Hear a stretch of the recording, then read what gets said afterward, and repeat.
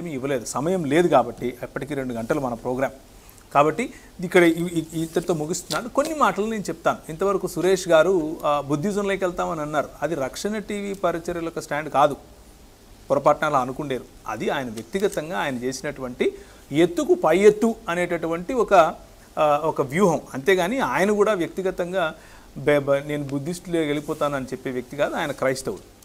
ఇకపోతే అలాగని చెప్పి మతపరమైనటువంటి క్రైస్తవుడు కూడా కాదు, సామాన్యంగా సాంస్కృతికంగా క్రైస్తవ కుటుంబంలో పుట్టాను కాబట్టి నేను క్రైస్తవుడిని అని చెప్పే రకమైనటువంటి వ్యక్తి నాకు బాగా తెలుసు. ఇకపోతే నేను క్రైస్తవుల పైన జరిగేటటువంటి అఘాయిత్యాలు ఎక్కువగా ఎక్కడ జరుగుతాయి అని కనుక చూస్తే భారతదేశం అందులో ఉంది.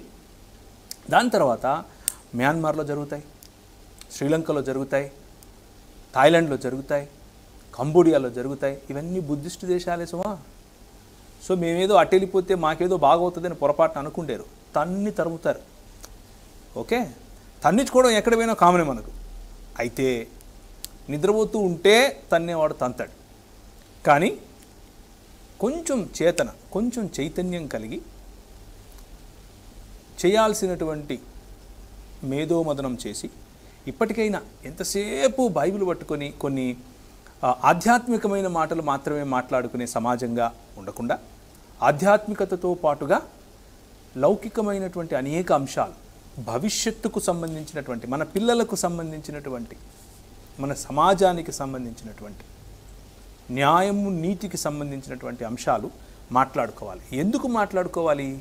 ఎందుకు వాటి గురించి మనం చర్చించుకోవాలి? ఎందుకు రక్షణ టీవీ పరిచర్యల్లో మనం వీటి గురించి చర్చిస్తాం అనంటే, ఇప్పుడు చూడండి, వాటిని చేయువారును వాటి యందు నమ్మిక ఉంచువారును వాటి వంటి వారై ఉంటారు. ఏ సమాజం అయితే నిజమైన దేవుని వద్ద నుంచి దేవుణ్ణి కాకుండా సొంతంగా మనము చేసుకున్నటువంటి వెండి, బంగారు, కొయ్య, కాలు,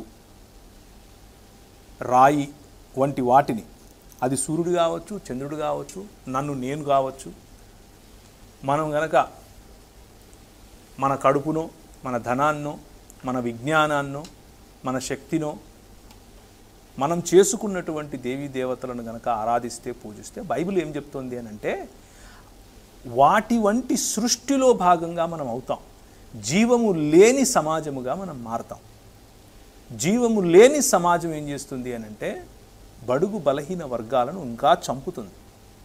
జీవము లేని సమాజం ఏం చేస్తుంది అని అంటే నీకంటే నేను గొప్పరా అని చెప్పి గొప్పలు పోతుంది. అందుకనే మన పెద్దలు 200 సంవత్సరాల క్రితమే సచ్చిన ఆవును తినడమే నీ పని, దాని తోలొలిసి నాకు చెప్పులు చేసేయడమే నీ పని అంటే పోరా రే అన్నారు.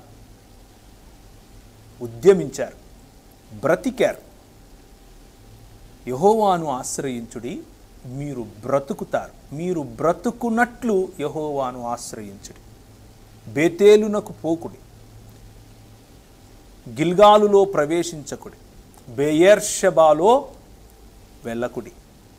మీరు బ్రతుకున్నట్లు యెహోవాను ఆశ్రయించుడి. ఇది బైబిల్ చెప్పేటటువంటి విగ్రహారాధన వెనుకున్నటువంటి సత్యం.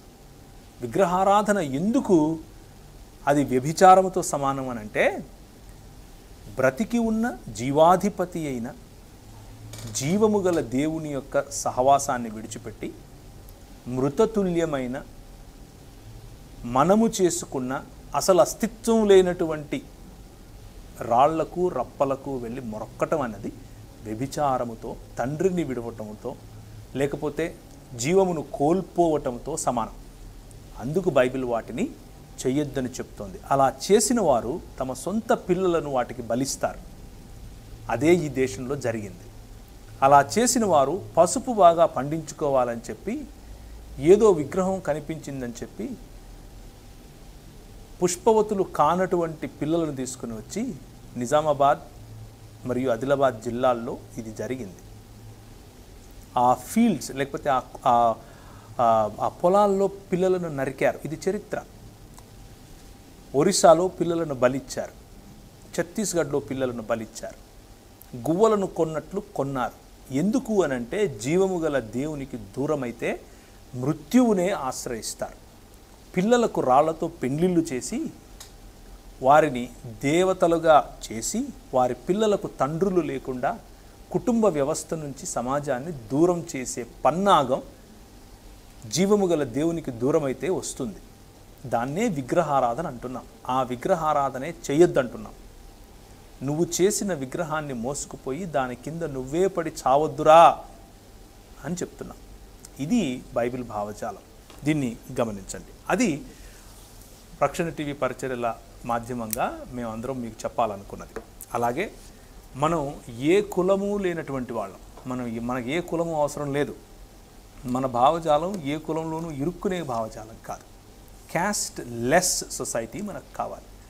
ఆ క్యాస్ట్ లెస్ బీసీసీ తీసుకుంటే పరలోకం పోతావు అని ఎవరైనా చెబితే నేనేమంటున్నానంటే ఏసీ తీసుకున్నా నువ్వు పోతావో పోవో నాకు తెలియదు, కానీ క్యాస్ట్ లెస్ సొసైటీగా ఉంటే మాత్రం దేవునికి ప్రియుడమైన వ్యక్తిగా మారతాం. ఎందుకు అనంటే వివక్ష కులం నేర్పిస్తుంది. కులం వదిలితే వివక్ష పోతుంది. వివక్ష దేవుని రాజ్యానికి వ్యతిరేకం. విభజన దేవుని రాజ్యానికి వ్యతిరేకం. సంకీర్ణత లేకపోతే సమైక్యత దేవుని రాజ్యములో ఉన్నటువంటి విలువ. దీన్ని గమనించండి, ప్రార్థించండి, చూస్తూనే ఉండండి. అలాగే మీ సహాయ సహకారాలు రక్షణ టీవీ పరిచర్యలకు అందించండి. ఒకే ఒక్క గొంతుక మనకు తెలుగు రాష్ట్రాల్లో తెలుగు క్రైస్తవ సమాజానికి, అలాగే సమానత్వం కోరుకునే, సౌభ్రాతృత్వం కోరుకునే, న్యాయం కోసం నీతి కోసం నిలబడే అందరి కొరకు ఒక వాయిస్గా కేవలము రక్షణ టీవీ పరిచర్యలు పనిచేస్తుంది. కాబట్టి దాన్ని మీరు మీ ఆలోచనల్లో, మీ ప్రార్థనలో శ్రేయోభిలాషులుగా మీరు ఉండండి.